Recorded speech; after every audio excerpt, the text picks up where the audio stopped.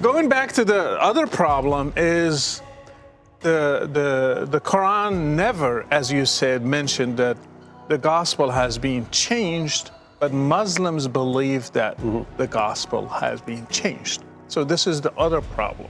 Yeah. And they have to deal with it. Show us where the Quran says that the gospel was changed.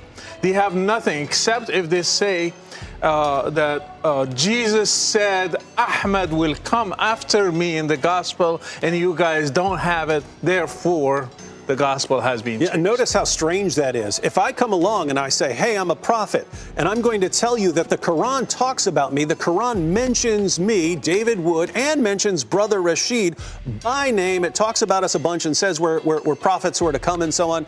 And Muslims say, what in the world are you talking about? We're looking through here, we don't find it. And you say, that's because your book's been corrupted.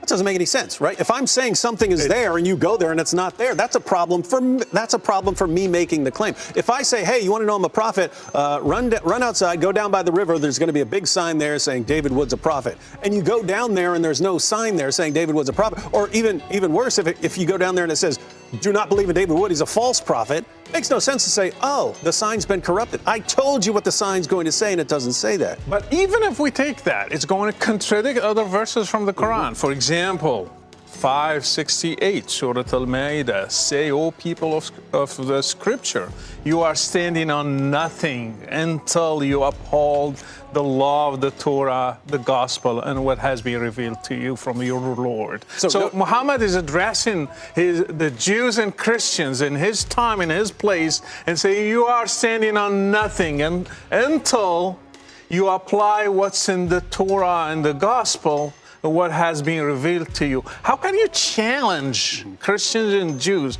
to apply, to live something that they don't have, something that was corrupted?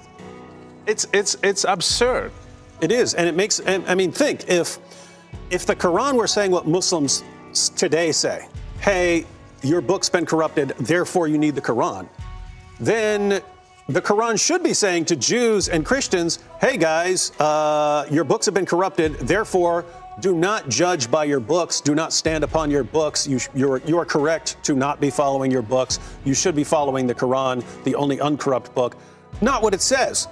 It says over and over again that the Quran is affirming these earlier scriptures and ordering Jews and Christians, you guys need to follow your scriptures, and specifically sends the Christians back to the gospel. Christians, follow the gospel, judge by the gospel. Allah gave the gospel to you. That's what you're supposed to judge by.